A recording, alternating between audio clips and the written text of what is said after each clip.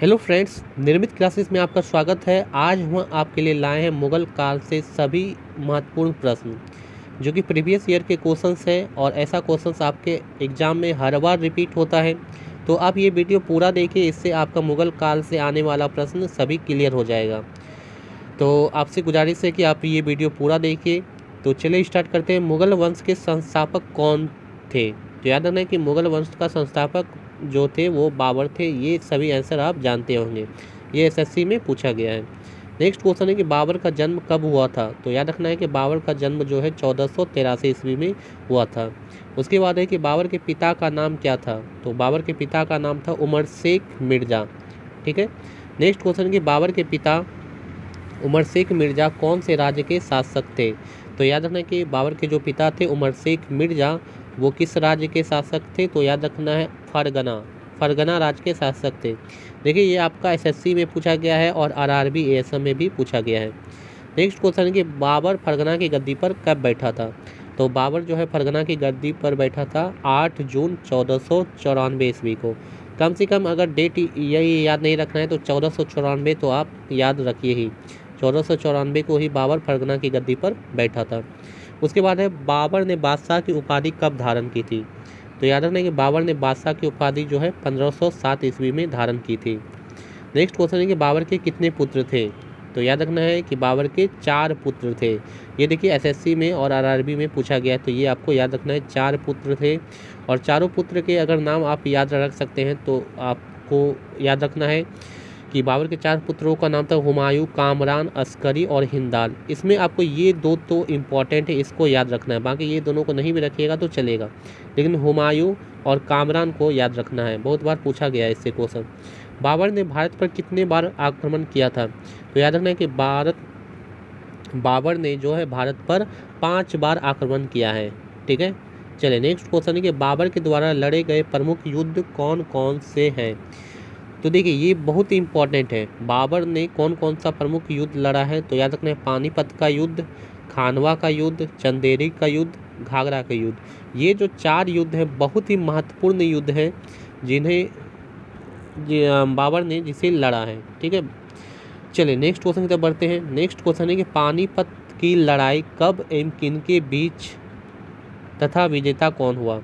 तो देखिए, इसमें आपको याद रखना है कि पानीपत का जो लड़ाई था वो पहले हुआ था 21 अप्रैल 1526 को। डेट अगर आप याद नहीं भी रखिएगा तो चलेगा। 1526 ईस्वी को पानीपत का प्रथम लड़ाई हुआ था इब्राहिम लोदी और बाबर के बीच।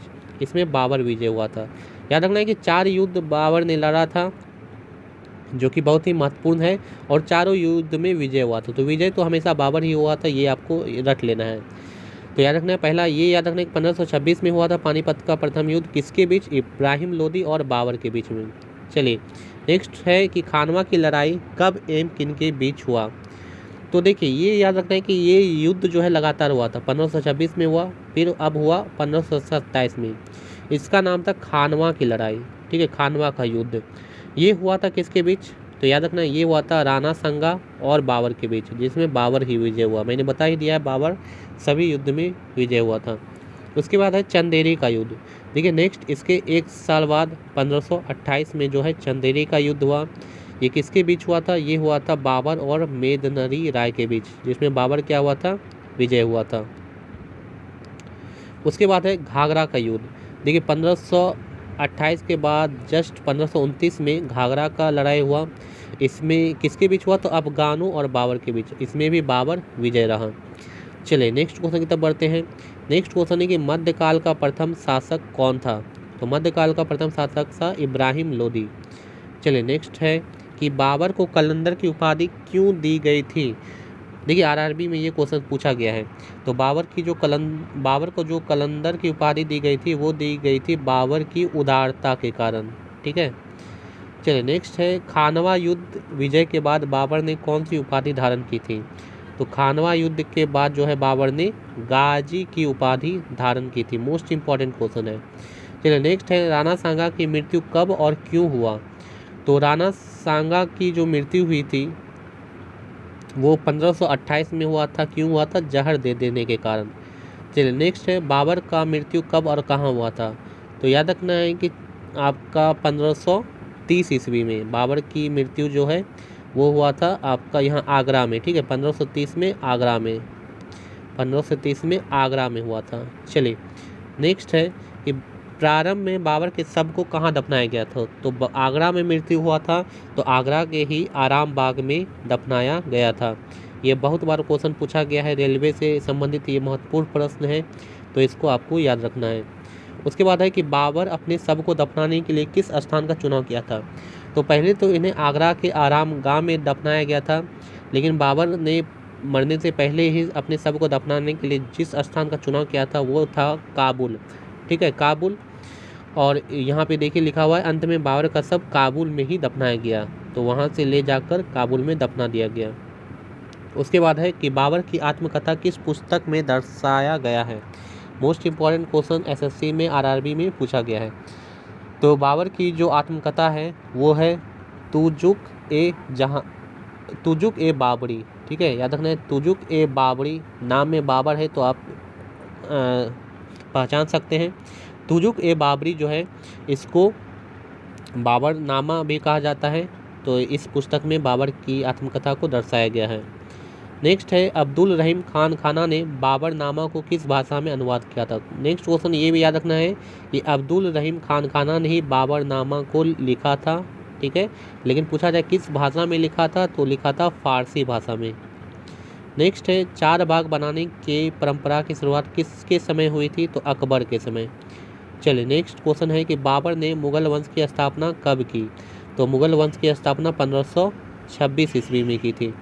उसके बाद है बाबर ने 1526 ईस्वी में किस वंश के शासक को हराकर मुगल वंश की स्थापना की थी, तो ये देखिए क्वेश्चन एसएससी में पूछा गया है, तो याद रखना है कि लोधी वंश को हराकर।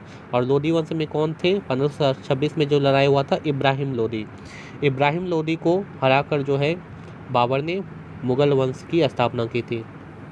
उसके बाद है तुगलक नीति का सर्वप्रथम प्रयोग बाबर ने किस युद्ध में किया था, तो पानीपत का प्रथम युद्ध में ही बाबर ने तुगलक नीति का प्रयोग किया था।